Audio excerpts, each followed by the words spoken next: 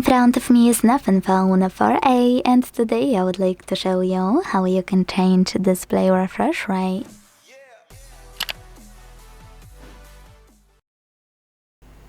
First of all, go into settings and scroll to click on this section called display.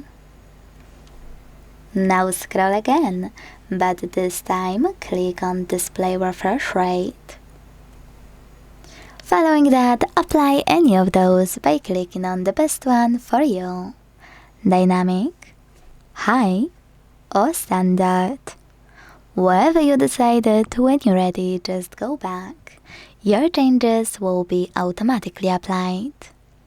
Thanks so much for watching. If you enjoyed this video, leave a like, comment, and subscribe.